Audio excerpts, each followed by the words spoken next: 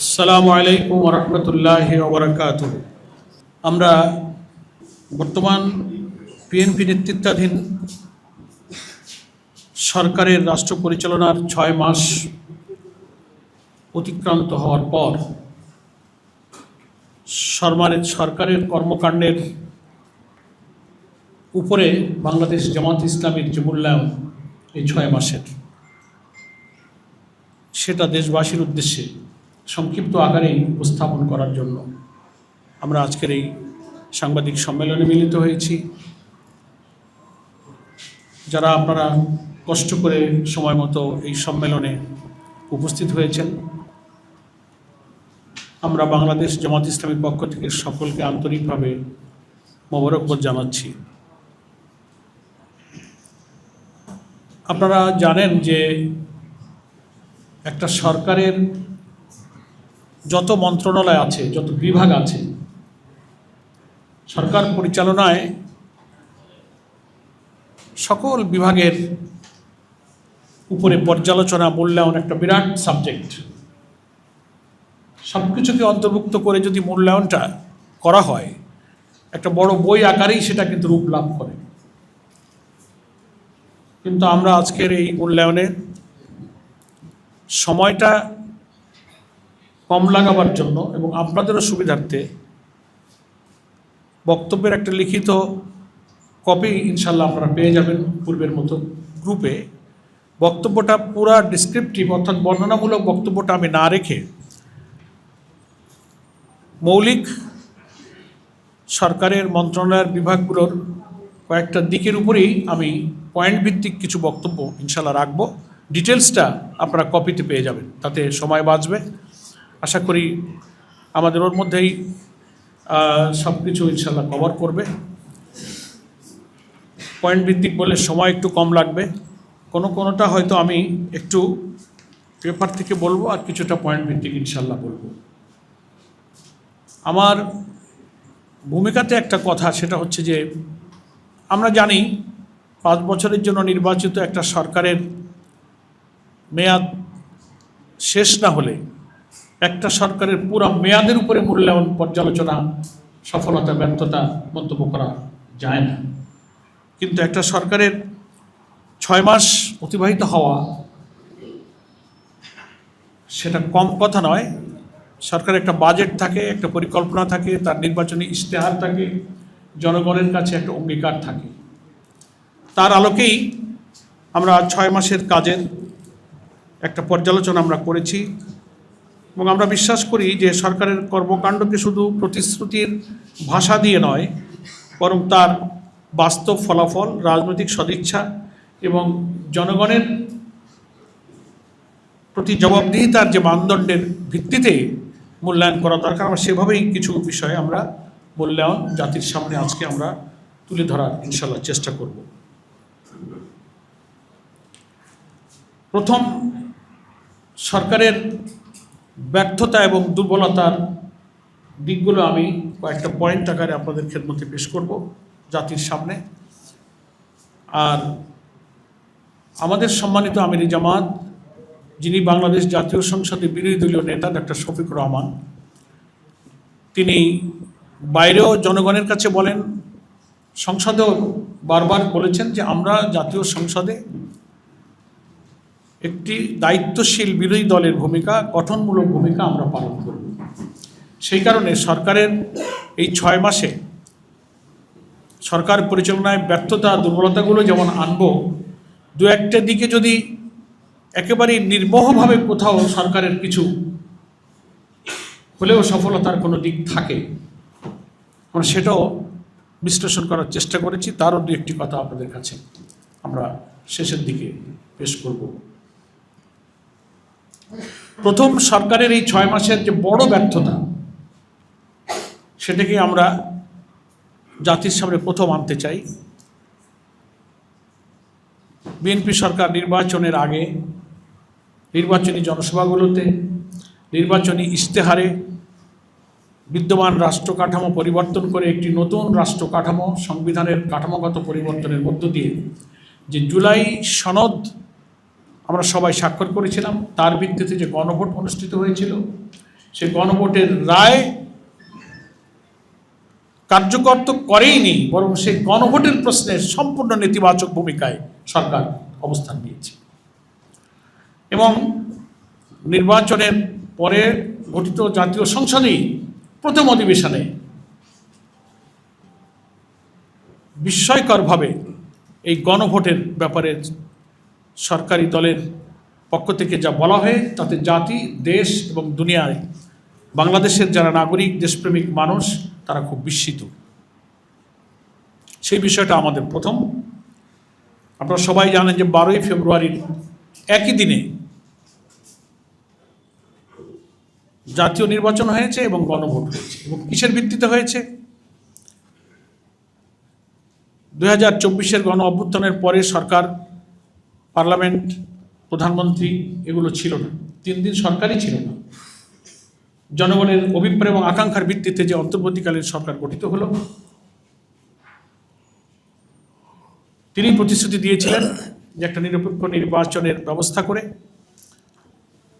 এবং জনগণের অভিপ্রায় অনুযায়ী একটা জাতীয় ঐকমত্য কমিশন গঠন হলো এবং তার ভিত্তিতে রাষ্ট্রটাকে এমনভাবে আমরা সংস্কার করব, সংবিধানের মৌলিক কাঠামোকে আমরা পরিবর্তন করে এমন একটা বাংলাদেশ আমরা বিনির্মাণ করব যেটা হবে বৈষম্যহীন, মানবিক, দুর্নীতিমুক্ত, বিরোধী দলের উপরে দমন পীড়ন মুক্ত, সাংবিধানিক সমস্ত পদে নিরপেক্ষভাবে নিয়োগের সাংবিধানিক ক্ষমতা সহ একটা মানবিক বাংলাদেশ নির্মিত হবে। এমনভাবে একটা রাষ্ট্র সংস্কার হবে।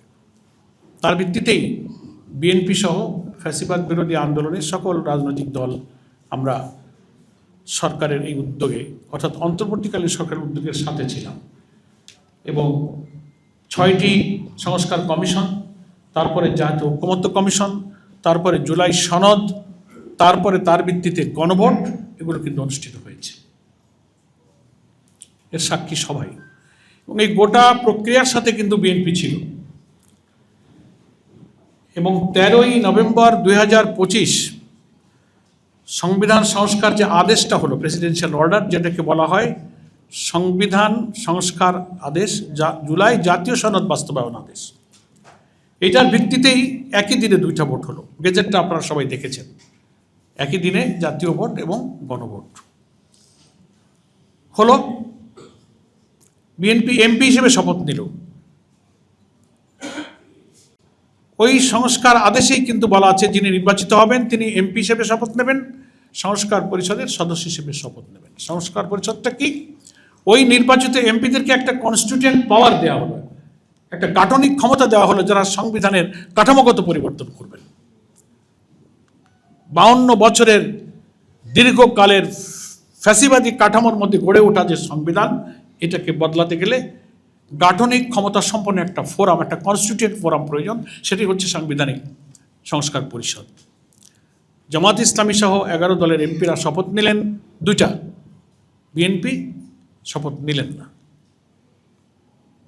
এবং পার্লামেন্টে যখন বিরোধী দলের পক্ষ থেকে প্রশ্ন করা হলো, এই প্রশ্ন তোলা হলো, ওনারা বললেন এটা সংবিধানে নাই। এমনকি গণভোট বাতিলের জন্য পার্লামেন্টে বিল নিয়ে আসা হলো, ওটাও সংবিধানে নাই।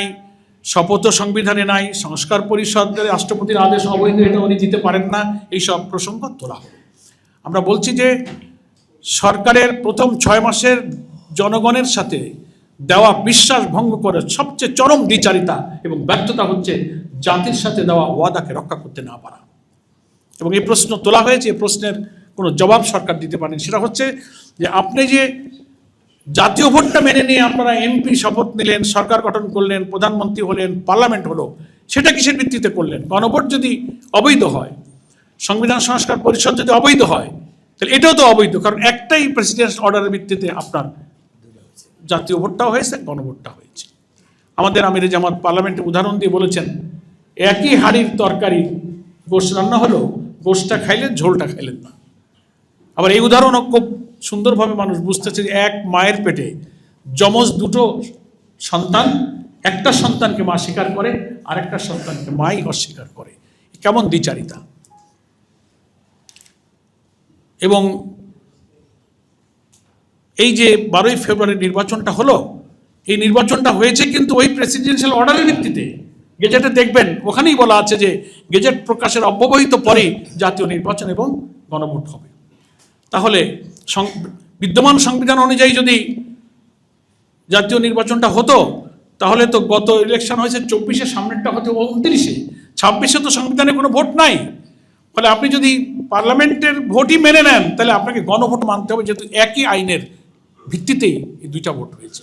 ফলে আমাদের ব্যর্থতার প্রথম দায় সরকারের যে এই গণভোটের গণরায় না মানার কারণে রাজনীতিতে যে সংকট তৈরি হলো, সংবিধানের কাঠামোগত পরিবর্তনকে পুরা ওনারা উল্টে গেলেন, নেতিবাচক ভূমিকায় চলে গেলেন। এখন পার্লামেন্টে সেই সংবিধান সংস্কার পরিষদের আদেশকে বাইপাস করে অন্যায়ভাবে সংবিধানের 125 আর্টিকেল, যেখানে বলা হয়েছে যে কোনো অ্যাক্ট, কোনো অর্ডিন্যান্স, কোনো অর্ডার সবটাই হচ্ছে আইন। তো নভেম্বরের 2025-এর যে 13ই নভেম্বরের এটা একটা প্রেসিডেন্সিয়াল অর্ডার, এটাও কিন্তু আমাদের সংবিধান অনুযায়ী একটা আইন। এই আইনকে ভঙ্গ করে, বাইপাস করে ওনারা পার্লামেন্টে একটা বিশেষ কমিটি করেছেন সংবিধান সংশোধন করার জন্য। অর্থাৎ সরকারের গেজেটে যে আইনি কাঠামো করে দেওয়া হয়েছে জুলাই সনদ বাস্তবায়নের জন্য, সেটাকে ওনারা অস্বীকার করলেন, একটা আইনকে অস্বীকার করে ওনারা বাইপাস করে আর একটা বিশেষ কমিটি করেছেন সংবিধান সংশোধন করার জন্য। বিরোধী দল সেখানে বলেছে যে কমিটিতে নাম দিতে সদস্য দেওয়ার আহ্বান জানালে বিরোধী দলের নেতা বলেছেন যে আমরা কমিটিতে তো নাম দেওয়ার প্রশ্নই আসে না, আমরা কনসেপচুয়ালি আমরা এই সংবিধান সংশোধনের কমিটিকে আমরা প্রত্যাখ্যান করলাম, এই প্রক্রিয়াটাকে আমরা পছন্দ করি না। সেজন্য সাংবাদিক বন্ধুগণ, আমাদের এই প্রথম গণভোটের গণরায়ের ব্যাপারে সরকারের সরাসরি নেতিবাচক ভূমিকায় হচ্ছে সরকারের প্রথম ব্যর্থতা, যেটা জাতিকে এখন একটা সংঘাতের দিকে ঠেলে দিচ্ছে। এবং জুলাই অভ্যুত্থানের একসাগর রক্তের বিনিময়ে অর্জিত নতুন বাংলাদেশের স্বপ্নটাই শেষ হতে বসেছে। আবার সেই ফ্যাসিবাদী কর্তৃত্ববাদী শাসনের মতো এই সাংবিধানিক কাঠামোকে তারা ধরে রাখতে চায়। মৌলিক 10টি সাংবিধানিক এবং প্রশাসনিক ব্যাপারে তারা নোট অফ ডিসেন্ট দিয়ে সেই ফ্যাসিবাদী যুগের সংবিধান ধরে রেখে প্রধানমন্ত্রীর অসীম ক্ষমতা, রাষ্ট্রপতি এবং প্রধানমন্ত্রীর ক্ষমতার ভারসাম্য ছাড়া সমস্ত সাংবিধানিক পদে দলীয় লোক নিয়োগ দেওয়ার পথকে উন্মুক্ত করে আলটিমেটলি বিএনপি জাতির কাছে দেওয়া ওয়াদাকে ভঙ্গ করেছে। সেকেন্ড, গ্যাস, জ্বালানি, বিদ্যুৎ সংকট সমাধানে সরকার ব্যর্থ হয়েছে। এ ব্যাপারে আমরা 2বার সাংবাদিক সম্মেলন করেছি। বর্তমানে বাংলাদেশের দৈনিক গ্যাসের চাহিদা হচ্ছে 3800 মিলিয়ন ঘনফুট, অথচ দেশীয় উৎপাদন ও আমদানি মিলিয়ে সরবরাহ হচ্ছে মাত্র 2700 থেকে 2800 মিলিয়ন ঘনফুট, অর্থাৎ প্রতিদিন 1000 মিলিয়ন ঘনফুট ঘাটতি রয়েছে। জ্বালানি মন্ত্রণালয় স্বীকার করেছে যে এটা দীর্ঘদিনের সমস্যা, এর প্রভাব পড়লে শিল্প, কলকারখানা, বিদ্যুৎ কেন্দ্র, সিএনজি স্টেশন এবং অন্যান্য গ্রাহকদের উপরে পড়ছে। 20টি উৎপাদনশীল গ্যাস ক্ষেত্র থেকে জুলাইয়ে দৈনিক প্রায় 1630 ঘনফুট গ্যাস পাওয়া যাচ্ছিল, কিন্তু দীর্ঘমেয়াদী সংকটের কারণে দেশীয় উৎপাদন দ্রুত বাড়ানোর সেই ফল এখনো কিন্তু দৃশ্যমান নয়। ফলে এই কারণে বিদ্যুৎ জ্বালানি সংকটের কারণে কলকারখানার উৎপাদন মালিকরাই বলছে 40% উৎপাদন কমে গিয়েছে, 20টি কারখানা বন্ধ হয়েছে, 20,000 শ্রমিক ছাঁটাই হয়েছে। প্রিয় ভাইরা আমার, এ কারণে জামাত ইসলামীর পক্ষ থেকে সুনির্দিষ্ট প্রস্তাব দেওয়া হয়েছে। পার্লামেন্টারি কমিটিতে একটা বিশেষ কমিটি হয়েছিল, সেখানে 10 দফা দিয়ে সেই সময়কার সাময়িক সংকট নিরসনে জামাত ইসলামী ভূমিকা রেখেছে। পরে আবার আমরা পরপর 2বার যখন গ্যাসের সংকট, বিদ্যুতের সংকট, জ্বালানি সংকট, সেখানেও আমরা সুনির্দিষ্ট প্রস্তাব দিয়েছি সরকার কাছে এটা সমাধানের জন্য। সেটা নিরসনে সরকার কোনো পদক্ষেপ গ্রহণ করেনি। এটা হচ্ছে মৌলিক ব্যর্থতার দ্বিতীয়। তৃতীয় হচ্ছে রাষ্ট্রীয় প্রতিষ্ঠান, বিভিন্ন সরকারি প্রতিষ্ঠান, স্থানীয় সরকার বিভিন্ন পর্যায়ে দলীয়করণে দলীয় নেতা কর্মীদেরকে পুনর্বাসনের একটা ক্ষেত্র বানানোর চেষ্টা করা হচ্ছে। আপনাদের মনে আছে সাংবাদিক বন্ধুগণ, এই মিলনায়তনেই সাংবাদিক সম্মেলনে আমরা আলাদাভাবে দলীয়করণের একটা তথ্য প্রমাণ তুলে ধরেছিলাম। অন্তত 11টি সরকারি পদে স্বায়ত্তশাসিত কর্পোরেশনে ইলেকশন কমিশনে ছাত্রদল, যুবদল, বিএনপির নেতাদের পদ পদবি সহ আমরা আপনাদেরকে তথ্য দিয়েছিলাম, আমাদের কাছে আছে, আপনাদের কাছেও আছে। তারা নিয়োগ দিয়েছে। প্রত্যেকটি জেলা পরিষদের দলীয় লোক নিয়োগ করেছেন। 8টি উন্নয়ন কর্তৃপক্ষের দলীয় তারা নিয়োগ করেছেন। সিটি কর্পোরেশনগুলোতে দলীয় লোক নিয়োগ করেছেন। বিএনপির মহাসচিবকে প্রশ্ন করা হলে উনি বলেছেন যে সরকারে আমরা আছি, তো আমাদের লোক দেবো না তো কাদের লোক দেবো? কিরকম জবাব হলো? তাহলে ফ্যাসিবাদী আওয়ামী লীগকে দলীয়করণের বিরুদ্ধে আমরা যে আন্দোলন করেছি, তো সেই কথাই তো আপনি বললেন। এবং বিশ্ববিদ্যালয়গুলোতে সব ভিসিদেরকে সরিয়ে দিয়ে দলীয় পদ পদবীধারী ভিসি নিয়োগ দেওয়া হচ্ছে। আমাদের সরকারি চাকরি বাকরির নিয়ম শর্ত অনুযায়ী তিনি যদি এর পূর্বে কোনো দল সংগঠনে থাকেন, সেখান থেকে পদত্যাগ করে আসতে হয়, তার একটা সময়ের টাইম ডিউরেশন থাকে।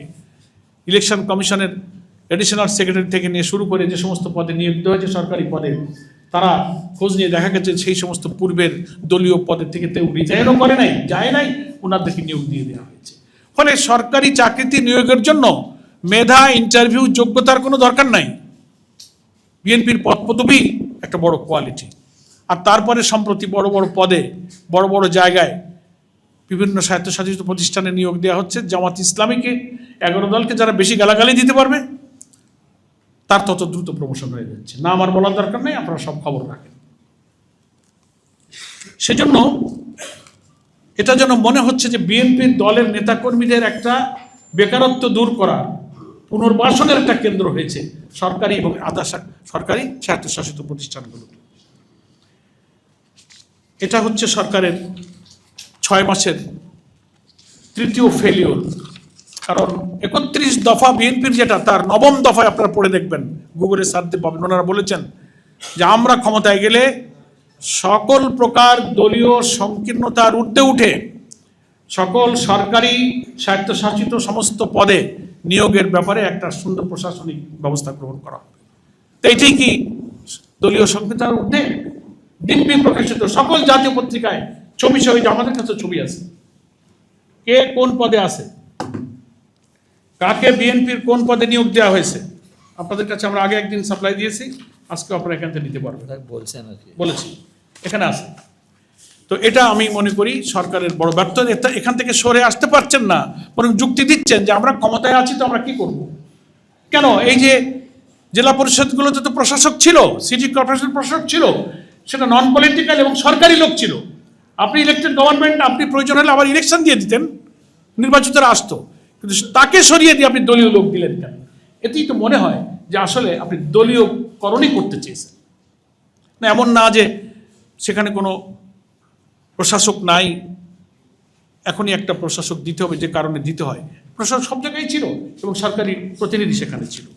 চতুর্থ হচ্ছে আইন শৃঙ্খলা পরিস্থিতির অবনতি এত পরিমাণ হয়েছে যে সরকার আইন শৃঙ্খলাকে অগ্রাধিকার দেওয়ার কথা বলেছিল, কিন্তু দেখা যাচ্ছে ট্রান্সপারেন্সি ইন্টারন্যাশনাল সহ বিভিন্ন সংস্থার পর্যবেক্ষণে প্রথম 100 দিনেই তাদের 605টি হত্যাকাণ্ড, 294টি ছিনতাই, 196টি অপহরণ, নারী শিশু নির্যাতনের 3496টি ঘটনা রেকর্ড করা হয়েছে। এবং এই সময় দেশ জুড়ে আরও মব সহিংসতা, হত্যাকাণ্ড, মে মাস পর্যন্ত এসে আবার 915টি হত্যাকাণ্ড, 461টি ডাকাতি, 286 অপহরণ, 3277টি চুরির ঘটনা, 5448টি নারী ও শিশু নির্যাতন এবং মে এবং 2026-এ এসে 915টি হত্যা মামলা রেকর্ড হয়েছে। তো ফলে দেখা যাচ্ছে যে ক্রমশ হত্যাকাণ্ড, ধর্ষণ, ডাকাতি, ছিনতাই, নারী শিশু নির্যাতন একের পর এক বাড়ছে। এবং ক্যাম্পাসগুলোতে আপনারা দেখতে পেলেন, দীর্ঘদিন এই রাজনৈতিক পরিবর্তনের পরে আমরা আশা করেছিলাম অন্তত রাজনীতিতে একটা পরমত সহিষ্ণুতা থাকবে, রাজনৈতিক দল, ছাত্র সংগঠনে আর রক্ত ঝরবে না, শারীরিকভাবে কারোর উপরে কেউ হামলা করবে না। বিএনপি, যুবদল এবং ছাত্রদল পরিকল্পিতভাবে জগন্নাথ বিশ্ববিদ্যালয়, আলিয়া মাদ্রাসা, ঢাকা কলেজ, বরিশালে বেগম রোকেয়া বিশ্ববিদ্যালয় এবং বিভিন্ন জায়গায় প্রত্যেকটি ঘটনার নিরপেক্ষ তদন্ত করে দেখা গেছে যে তারাই প্রথম শিবিরের উপর আক্রমণ করেছে। হয়তো জুলাই সেলিব্রেশন করছে, চিত্র প্রদর্শনী করছে, সেমিনার করছে, সেখানে করতে দেবে না, বাধা দিচ্ছে। জগন্নাথ বিশ্ববিদ্যালয়ে ক্যাম্পাসের ঠিকাদারির কাজ, নতুন কনস্ট্রাকশনের কাজ বিএনপি নিয়ে যাবে, সেখানে সংসদে আছে যোগসু, তারা বলছে না, এটা নিরপেক্ষ টেন্ডারের মাধ্যমে করতে হবে, ও ঠিকাদারি তাদেরকে দিতে হবে। আচ্ছা, বাস এটা নিয়ে তাদের উপরে হামলা, মারামারি, ক্যাম্পাস থেকে বের করে দেওয়া। ফলে এই যে ক্যাম্পাসকে রক্তাক্ত করা, ছাত্র সংগঠনের মধ্যে একটা সহ অবস্থান বিরাজ করছিল। ডাকসুতে যারা নির্বাচিত হলো, যথেষ্ট সংযম এবং ধৈর্যের মধ্য দিয়ে তারা ক্যাম্পাসে সহিংস পরিবেশ যেন না হয় সেটাকে বজায় রাখার একটা উজ্জ্বল দৃষ্টান্ত তারা স্থাপন করার চেষ্টা করছে। কিন্তু গ্রামে বলে না, পায়ে পাড়া দিয়ে সংঘাত বাঁধানো। ফলে এই জন্য আইন শৃঙ্খলা পরিস্থিতির অবনতি, ক্যাম্পাসকে রক্তাক্ত করা, হামলা করা, এবং সেই সাথে দুঃখজনকভাবে যুক্ত হয়েছে এই সমস্ত বিশ্ববিদ্যালয় এবং শিক্ষা প্রতিষ্ঠানের শিক্ষক এবং ভাইস চ্যান্সেলররা নগ্নভাবে বিএনপি এবং ছাত্রদলকে তারা সাপোর্ট দিচ্ছে।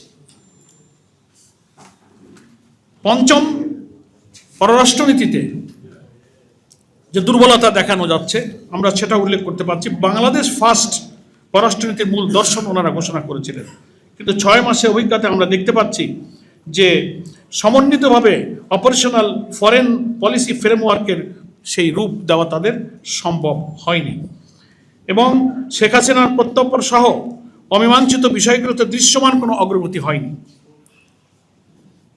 এবং 16 আগস্ট পররাষ্ট্র মন্ত্রণালয়কে বলতে হয়েছে প্রধানমন্ত্রী ভারত সফরের জন্য আরও কন্ডিউসিভ এনভায়রনমেন্টের প্রয়োজন, অর্থাৎ ভারত সফরের সহায়ক পরিবেশ তারাও সৃষ্টি করতে পারছেন না। বাংলাদেশের প্রধানমন্ত্রীর পক্ষ থেকে সে ব্যাপারেও অক্ষমতা ব্যক্ত করা হচ্ছে। এগুলো মিন করে যে কূটনৈতিক এবং পররাষ্ট্রনীতি ডিপ্লোম্যাটিক ক্ষেত্রেও সরকারের একটা ব্যর্থতা যাচ্ছে। 12 লক্ষ রোহিঙ্গারা আন্তর্জাতিক মানবিক সহায়তার ঘাটতি এবং সব কিছুর উপর মিলিয়ে বাংলাদেশের উপর বিরাট বাড়তি চাপ সৃষ্টি করেছে।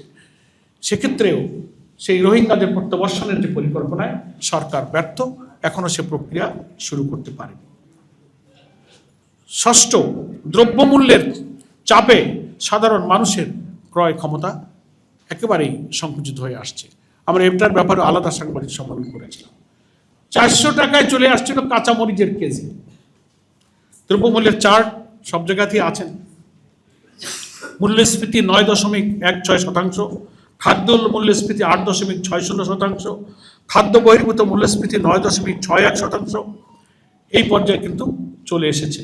মূল্যস্ফীতি 9.42% থেকে 9.16% নামা মানে পণ্যের দাম কমে যাওয়া নয়, বরং দাম বৃদ্ধির গতি কিছুটা কমেছে।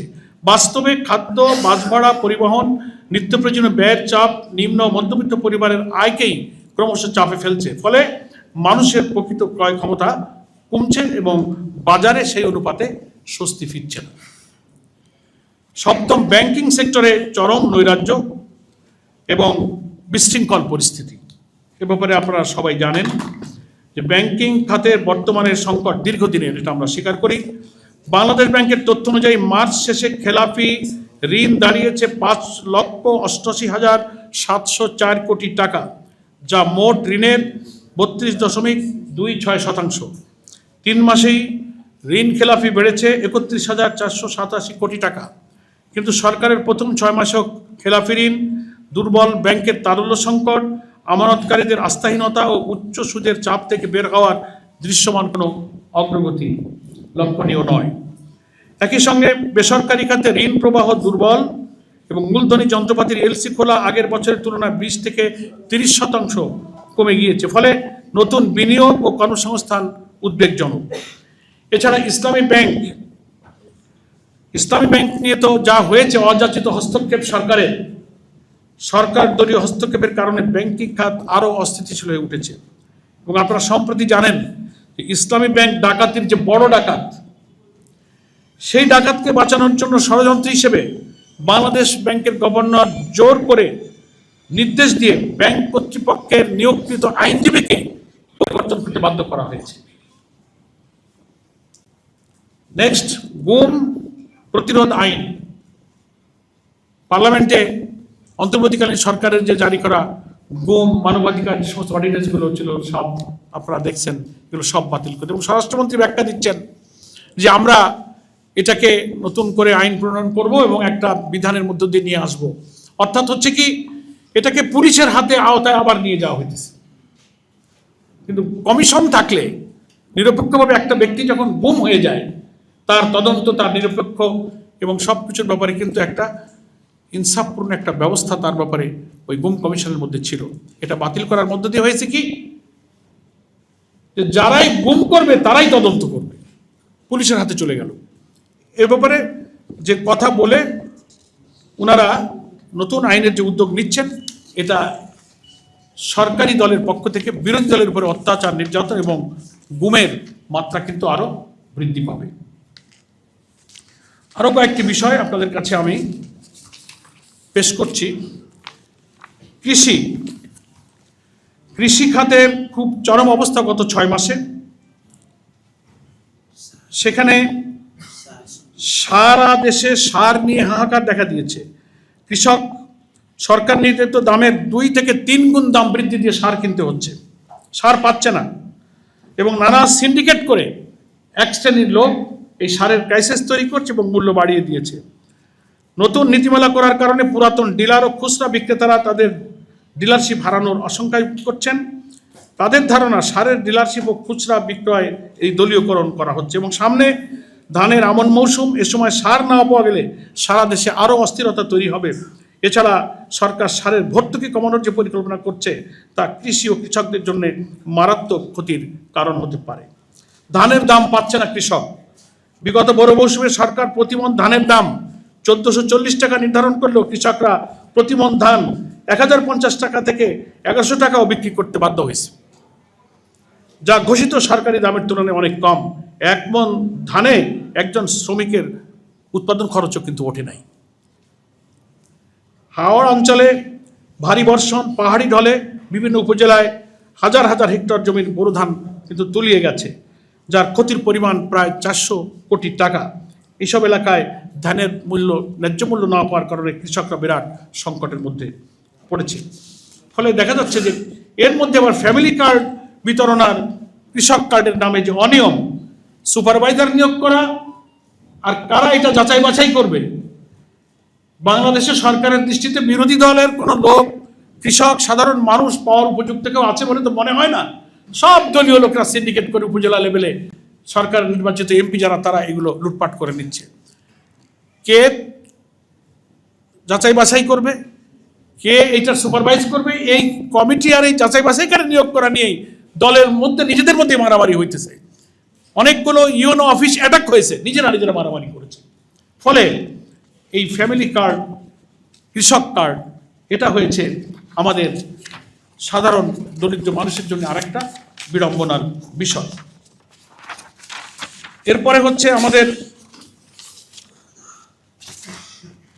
শিক্ষক এবং শিক্ষা সম্পর্কে সরকারের যে চরম ব্যর্থতা, সেটাও আপনাদের কাছে পেশ করে। আপনারা জানেন যে শিক্ষা প্রতিষ্ঠানে এনটিআরসির বদলে ম্যানেজিং কমিটি বা গভর্নরের মাধ্যমে শিক্ষক নিয়োগের সুযোগ সৃষ্টি করার জন্য সরকার মাঝখানে সিদ্ধান্ত নিয়ে পদক্ষেপ নিতে যাচ্ছে। সারা দেশে ফুঁসে উঠেছে শিক্ষকরা, সমস্ত মহল থেকে ছাত্র শিক্ষক বিক্ষোভ করেছে, এখন ওনারা থামছেন। ষড়যন্ত্র কিন্তু শেষ হয়নি। এমপিওভুক্ত শিক্ষকরা রাজনীতি করতে পারবে না। সুদীর্ঘকাল বাংলাদেশের ইতিহাসে এমপিওভুক্ত স্কুল, কলেজ, মাদ্রাসার শিক্ষকরা রাজনীতি করছেন। বেসরকারি, যেখানে সরকারি এমপিওভুক্ত বেতন থাকে, তারা পার্লামেন্ট ইলেকশন করে, তারা ইউনিয়ন পরিষদে নির্বাচিত হয়। জাতীয় সংসদ সদস্যদের ক্ষেত্রে অব্লিগেশন নাই। ওনারা নতুন করে ইলেকশন কমিশনের পক্ষ থেকে একটা মিটিং করে কমিশনে ওনারা একটা সিদ্ধান্ত নিয়ে একটা রিকমেন্ডেশন অ্যাপ্রুভ করেছেন যে এমপিওভুক্ত কোনো শিক্ষকরা স্থানীয় নির্বাচনে অংশ নিতে পারবে না। জামাত ইসলামের পক্ষ থেকে একটা ডেলিগেশন আমরা গিয়েছিলাম, লিখিতভাবে আমরা বলেছি যে আপনাদের এই সিদ্ধান্ত বাতিল করুন। ওনারা আমাদেরকে এইটুকু বলেছেন যে না, আমরা আমাদের কমিশনের মিটিংয়ে এটা অ্যাপ্রুভ করেছি, কিন্তু আমরা এখনো মন্ত্রণালয়ে এই চিঠিটা পাঠাইনি। আমরা বলেছি এটা আপনাদেরকে বাতিল করতে হবে। এখন নতুন করে শুনছি সরকারের উচ্চ পর্যায় থেকে শিক্ষা মন্ত্রণালয়কে নির্দেশ দেওয়া হচ্ছে যে এইটার জন্য আপনারা আইন তৈরি করার জন্য খসড়া রেডি করুন, বেসরকারি প্রতিষ্ঠানের অর্থাৎ এমপিওভুক্ত শিক্ষকরা রাজনীতিতে অংশ নিতে পারবে না। আমরা পরিষ্কার বলতে চাই, এটা সরাসরি সংবিধান বিরোধী। প্রত্যেকটি নাগরিক তার মত প্রকাশের, রাজনীতি করার অধিকার আছে বেসরকারি প্রতিষ্ঠানের চাকরি বিধি অনুযায়ী। হ্যাঁ, সরকারি প্রতিষ্ঠানে যারা চাকরি করেন তাদের সার্ভিস রুল আছে, কোড অফ কন্ডাক্ট আছে, সে বিষয়ে সে বিধি তারা মানছেন দীর্ঘকাল থেকে, তারা তো এটা করেন না। নতুন করে দীর্ঘকাল যেটা নাই সেখানে আবার সরকার হাত দিচ্ছেন। এতে বোঝা যাচ্ছে যে শিক্ষা প্রতিষ্ঠানের উপরে এই যে অযাচিত হস্তক্ষেপ করে কি উদ্দেশ্য ওনাদের আছে। আমরা মনে করি শিক্ষাঙ্গন নিয়ে সরকার একটা চরম নৈরাজ্য সৃষ্টি করছেন, এখানে শৃঙ্খলা রক্ষায় তারা ব্যর্থ হচ্ছেন।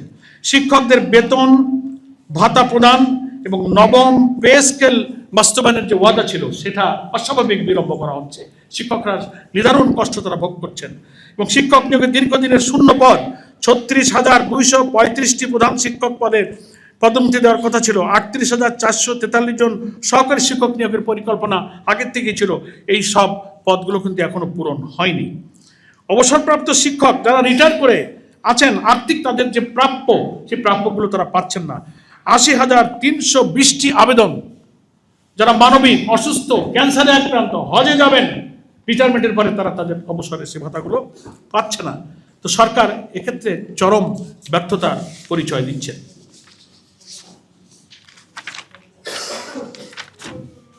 স্বাস্থ্য খাতের যে কি নৈরাজ্যের কথা তো সব টের পাচ্ছেন। স্বাস্থ্যমন্ত্রী যখনই তার মাথায় উঠতেছে এক এক জায়গায় চলে যাচ্ছে, সারাদিনের কোনো অভিজ্ঞতা খোঁজখবর নাই,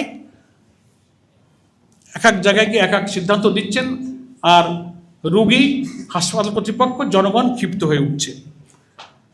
প্রত্যেকটি উপজেলা পর্যায়ের কমপ্লেক্স 101 শয্যায় উন্নীত করার পরিকল্পনা ঘোষণা আগের থেকেই করা হয়েছে। 6 মাস চলে গেছে, উপজেলা হেলথ কমপ্লেক্সগুলো 100 বেডের উন্নীত করা হয়নি। এবং চিকিৎসক এবং স্বাস্থ্যকর্মীদের ব্যাপক ঘাটতি, ঔষধ সংকট, হাসপাতালগুলো একেবারেই অব্যবস্থা, নোংরা, অস্বাস্থ্যকর পরিবেশ। আমাদের এমপি সাহেবরা যাচ্ছেন এই সিন্ডিকেট এবং দুর্নীতির জায়গায়, যখন যাচ্ছে সেখানে ওই সিন্ডিকেট দ্বারা আমাদের এমপি সাহেবরা পরিদর্শনে বাধাগ্রস্ত হচ্ছে। হামে কি পরিমাণ শিশু মৃত্যুবরণ করলো সরকার, পূর্বে সরকার কি দোষ দিল? আধুনিক চিকিৎসা বিজ্ঞানের এত উন্নতির সময় এই সরকার কিন্তু কোনো পদক্ষেপ, কোনো ব্যবস্থা প্রিপারেশন নিতে পারে নাই। আমাদের বিরোধী দলের এমপি সাহেবরা উন্নয়নের জন্য নির্বাচিত এমপি, তারা তাদের নিজেদের এলাকায় উন্নয়ন কাজ করবেন, বরাদ্দ, রাস্তাঘাট, মানুষের দারিদ্র্য বিমোচন, খাল নদী খনন, উন্নয়ন, রাস্তাঘাট, তাদের বরাদ্দের ক্ষেত্রে প্রচন্ড বৈষম্য করা হচ্ছে। বরং বিরোধী দলের নির্বাচিত এমপিদের খবরদারি করার জন্য মহিলা সংরক্ষিত আসন, তাদের এক একজন এমপিকে তাদের মাথার উপরে বসায় দিয়ে তাদেরকে সুপারভাইজার বানানো হয়েছে। প্রচন্ড সংবিধান বিরোধী, সম্পূর্ণ অনিয়ম, দলীয়করণের একটা নির্লজ্জ পদক্ষেপ হচ্ছে এটা। নির্বাচিত একজন এমপিকে আপনি অনির্বাচিত সংরক্ষিত আসনের একজন মহিলা, যিনি ওই এলাকার কোনো মানুষ নন, তিনি তার উন্নয়নে তদারক করবেন? সংবিধানে একজন জনপ্রতিনিধির এখতিয়ারের উপরে হস্তক্ষেপ করা হয়েছে, এবং তাও করবেন আপনি বিরোধী দলের এমপির উপরে, সরকারি দলের সংরক্ষিত। তাহলে এখন সরকারি দলের এমপিরা যেখানে আছেন তার কাজকে তদারক করবে। এগুলো হচ্ছে নির্লজ্জ দলীয়করণ এবং নির্বাচিত বিরোধী দলের এমপিদের উন্নয়নের কাজে ব্যাপক হস্তক্ষেপ করা হচ্ছে। বিচার ব্যবস্থা তো একেবারে সর্বনাশ করা হয়েছে, স্বাধীন বিচার ব্যবস্থাটা শেষ করে দিয়েছে। সুপ্রিম কোর্টের স্বাধীন সচিবালয় করা হয়েছিল, সেই সচিবালয় তারা বাতিল করে দিয়েছে। সুপ্রিম কোর্ট সেক্রেটারিয়েট অর্ডিন্যান্স, যেটা সুপ্রিম কোর্টের নিজস্ব সচিবালয়, বিচার বিভাগের প্রশাসনিক স্বায়ত্তশাসন জোরদার একটি গুরুত্বপূর্ণ উদ্যোগ হিসেবে বিবেচিত হচ্ছিল, কিন্তু সরকার সেটা বাতিল করে দিয়েছে। স্বাধীন বিচারক ব্যবস্থা নিয়োগের 2025-এর যে সুপ্রিম কোর্ট জাজেস অ্যাপয়েন্টমেন্ট অর্ডিন্যান্স, সেটা বাতিল করে দিয়েছে। ফলে এখন হয়েছে যে বিচারপতি নিয়োগের স্বচ্ছতা, মেধা থাকলো না, রাজনৈতিক প্রভাব এখানে এসে পড়ল। তো আমি সরকারের ব্যাংক প্রসঙ্গটা আমি বলেছি, ব্যাংক লোনের ব্যাপারে প্রায় 50,000 কোটি টাকার মতো ব্যাংক থেকে লোন নিয়েছে প্রথম মাসে সরকার, আর এ পর্যন্ত প্রায় 2 লক্ষ কোটি টাকা ব্যাংক থেকে সরকার ঋণ গ্রহণ করেছে। সাংবাদিক বন্ধুগণ, ভারতের সীমান্তবর্তী এলাকাগুলোতে এই সরকার ক্ষমতায় আসার পরে ব্যাপক হারে পুশিনের প্রেসার চলেছে, সীমান্ত হত্যা চলেছে, সেটা নিয়ন্ত্রণে পরিবেশ রক্ষা করতে সরকার ব্যর্থ হয়েছে। 11 দল জামাত ইসলামীকে সেই সব সীমান্তবর্তী জেলাগুলোতে তার প্রতিবাদ করতে হয়েছে, ভূমিকা রাখতে হয়েছে, রাজধানীতে মিছিল করতে হয়েছে, সে ব্যাপারে সরকার কোনো পদক্ষেপ গ্রহণ করেনি।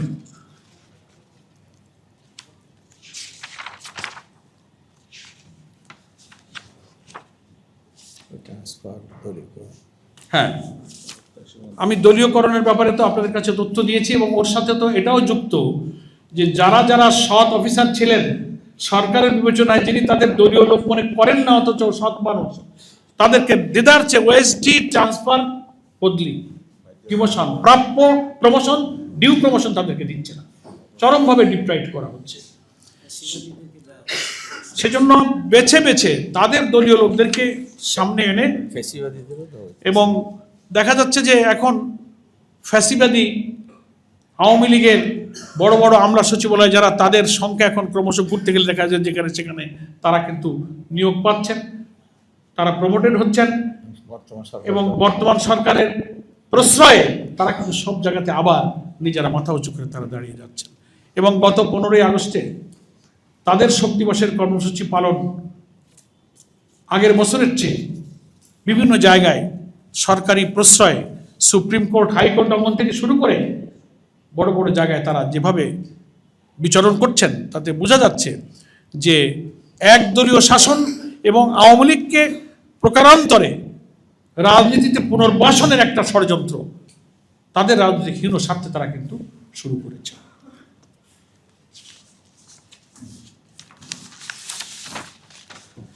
প্রিয় সাংবাদিক বন্ধুগণ, গত 6 মাসের সরকারের এই কার্যকালে প্রত্যেকটি বিষয়, অর্থাৎ গণভোটের গণরায়, জুলাই সনদ, আইন শৃঙ্খলা, জানালা নিরাপত্তা, দ্রব্যমূল্য, প্রশাসনিক নিরপেক্ষতা সহ যতগুলো বিষয় আমি উল্লেখ করলাম, এই সব বিষয়ে সরকারের 6 মাসের চরম ব্যর্থতার বিষয়টি আমরা জাতির সামনে উপস্থাপন করছি।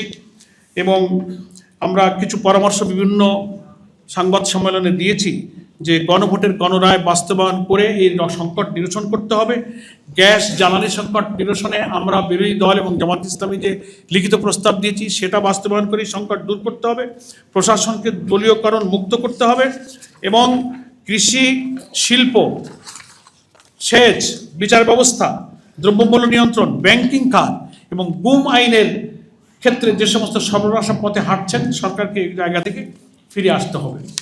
আমি শুরুতে বলেছিলাম যে সরকারের নেতিবাচক এবং ব্যর্থতার জায়গাগুলো তো আমি বললাম, 2টা জায়গায় আমরা একটু স্বীকৃতি দিচ্ছি কিছুটা হলেও, সেখানে সরকারের কোনো কৃত্য নেই, কিন্তু আমরা সেটা স্বীকার করি। সেটা হচ্ছে আমাদের দেশের রিজার্ভ যে একটা স্থিতিশীলতা রক্ষার কিছুটা চেষ্টা যে চলছে, এর পিছনে সরকারের কোনো কৃতিত্ব নাই।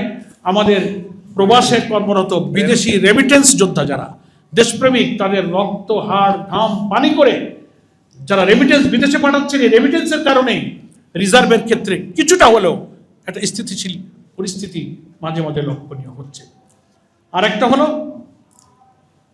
পার্লামেন্টে আমাদের বিরোধী দলীয় নেতা ডক্টর শফিকুর রহমানের প্রস্তাবের কারণে ওই সময় বিদ্যমান জ্বালানি সংকট নিরসনে সরকার একটা বিশেষ কমিটি করেছিলেন উভয় পক্ষের সদস্যদেরকে নিয়ে, 10 জন সদস্য সমন্বয়ে। 30 দিনের মধ্যে ওনারা সেই কমিটিতে প্রচেষ্টা চালিয়ে সমস্যার কারণ এবং সমাধানের একটা পথ ওনারা বের করেছিলেন। সেটাও বিরোধী দলের প্রস্তাবের কারণে হয়েছিল, এটুকু আমরা স্বীকৃতি দিচ্ছি যে সেই উদ্যোগটা তারা গ্রহণ করেছিলেন। আর সরকারের প্রত্যেকটি মন্ত্রণালয় এবং বিভাগে আমরা ব্যর্থতার দৃশ্যই শুধু চোখে দেখতে পাচ্ছি। জনদুর্ভোগ বাড়ছে। আমরা অনুরোধ জানাবো, পার্লামেন্টে একটা বিরোধী দল আছে, সরকারের পক্ষ থেকে বিরোধী দলের এই সব উল্লেখ করা সমস্যাগুলো, চিহ্নিত করা সমস্যাগুলোকে গুরুত্ব দেওয়া হোক, অ্যাড্রেস করা হোক, সমাধানের জন্য উভয় দলের সম্মিলিতভাবে পদক্ষেপ নিয়ে জাতিকে সংকট থেকে মুক্ত করা হোক। 6 মাস পার হয়েছে, আমরা আশা করি সরকারকে, আমরা আগের দিনের সাংবাদিক সম্মেলনে বলেছি, সরকার ব্যর্থ হোক এটা আমরা চাই না।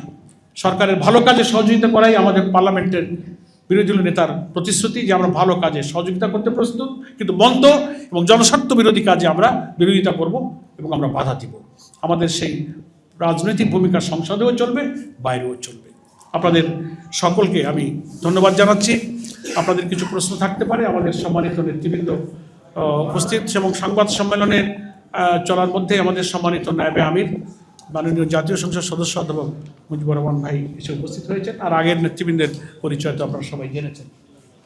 সাইফুল আলম খান মিলন ভাই আসছেন, তার পরপরই মাননীয় সংসদ সদস্য আমাদের নির্বাহী পরিষদ সদস্য বুলবুল ভাই আসছেন। এরপরে ঢাকা মহানগরী দক্ষিণের আমির জনাব নুরুল ইসলাম বুলবুল এমপি, তিনি উপস্থিত হয়েছেন। আমি আপনাদের আবারও ধন্যবাদ জানিয়ে আমার বক্তব্য এখনই শেষ করলাম। আমার বক্তব্য লিখিত কপি আপনাদের কাছে গ্রুপে ইনশাআল্লাহ চলে যাবে। ধন্যবাদ।